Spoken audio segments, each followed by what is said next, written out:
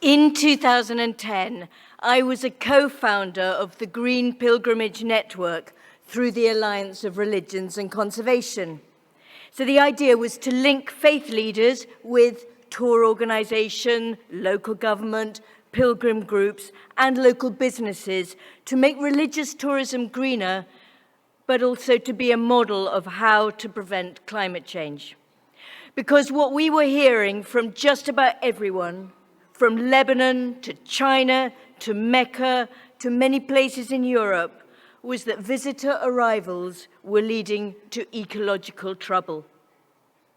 In China, in some places, so much incense was burned that birds stopped singing.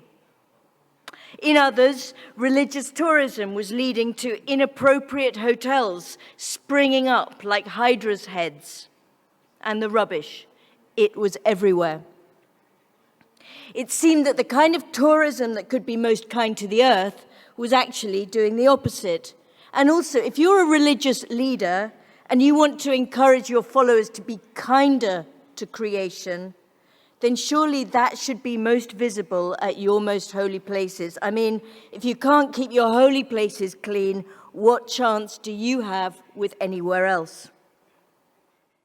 When religious tourism works, and it doesn't always, it does something different from every other kind of tourism. It transforms, it transcends, and also, isn't this what we all want? It acts like a door, a portal to a different world. And as I imagine many of us in this room have experienced, that transcendence is not just for the visitors and for the pilgrims, it's there for everyone. And speaking personally, working in this area transformed me. It was about to be my 50th birthday. I hadn't organized anything because a friend had cancer earlier in the year and I didn't feel like it. I couldn't bear to do it. But now we'd had a good prognosis and my birthday was 7 weeks away. What was I going to do for my birthday? I sat in my office and I said aloud, what am I going to do? And instantly in my head I got the answer. You're going to walk to Santiago de Compostela. I mean, I can't even walk very well. My knee's terrible. But I bought some sticks and a rucksack and I limped 800 kilometers through Spain.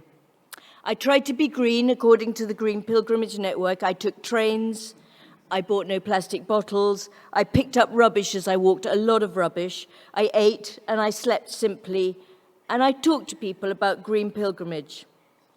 And I was surprised at how rarely it was that anyone in any of the churches or along the pilgrimage sites or among the hospitality talked about being green. And sometimes I experienced small miracles.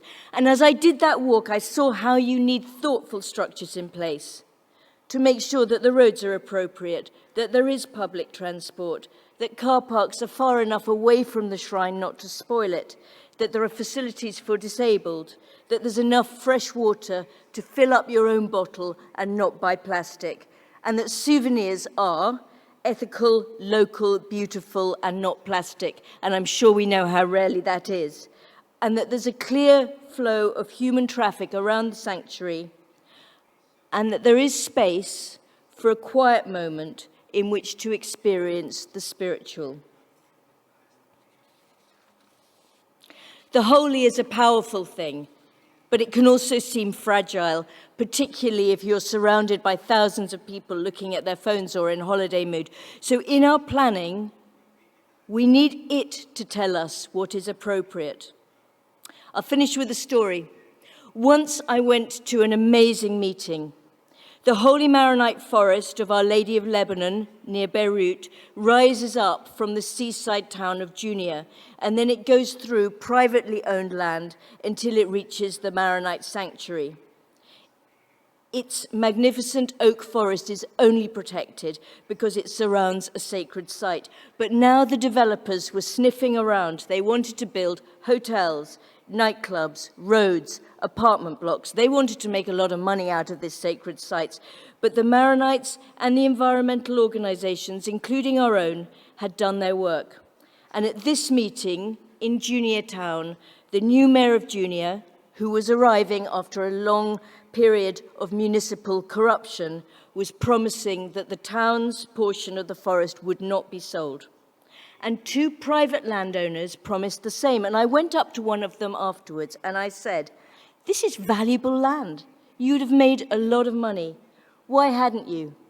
And he smiled and he said, "When I was a boy, 30 years ago, I went with the Boy Scouts, run by the church, to camp in the forest.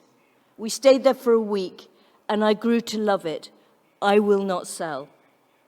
So some visitors to sacred places in Greece and elsewhere will just go and take some photos and then go on to the cafe or to the next place.